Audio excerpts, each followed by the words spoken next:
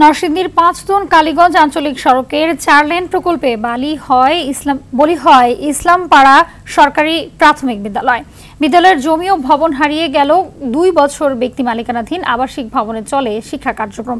সম্প্রতি ভবন মালিকের সঙ্গে চুক্তির মেয়াদ শেষ হওয়ায় অতিষ্ঠ সংকটে বিদ্যালয়ের জমি সংক্রান্ত নিজস্ব ভবনের জন্য প্রাথমিক ও গণশিক্ষা অধিদপ্তরের বরাবর আবেদন করলেও মেলেনি সমাধান। নরসিংদী থেকে নূরে আলম রনির তথ্যছবিতে বিস্তারিত জানাচ্ছেন ইমরুল কায়েস।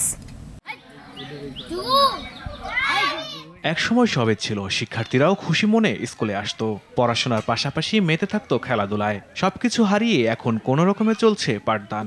নিজস্ব ভবন, খেলার মাঠ না থাকায় নেই আগের মতো প্রাণচাঞ্চল্য। এ চিত্র নরসিংদীর পলাশ ইউনিয়নের ৪৭ নম্বর ইসলামপাড়া সরকারি প্রাথমিক বিদ্যালয়ের। সরকারি বিদ্যালয়ের এমন দুরবস্থা দেখার কেউই নেই। ২ বছর আগে ৫ কালীগঞ্জ আঞ্চলিক সড়ক ৪ লেন প্রকল্পে জমি অধিগ্রহণ করে সড়ক ও জনপথ বিভাগ।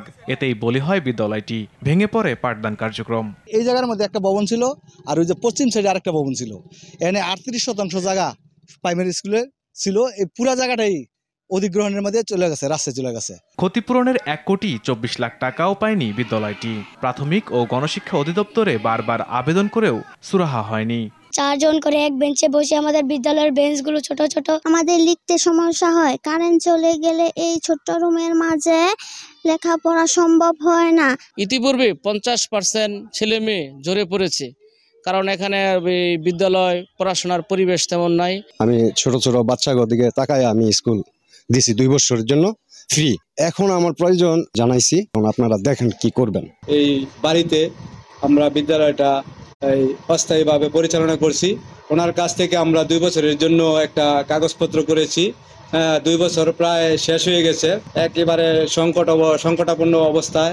বিদ্যালয়টির নিজস্ব জমি ও ভবন নির্মাণের জন্য দ্রুত ক্ষতিপূরণের আশ্বাস জেলা প্রশাসনের। স্থায়ী অবকাঠামো না থাকলে, একটা খেলার মাঠ না থাকলে পরে, অন্যান্য হলো সুযোগ সুবিধা না থাকলে পরে এতগুলো বাচ্চা, প্রায় ২০০-র উপরে বাচ্চা, তাদের তো অনেক সমস্যা হচ্ছে।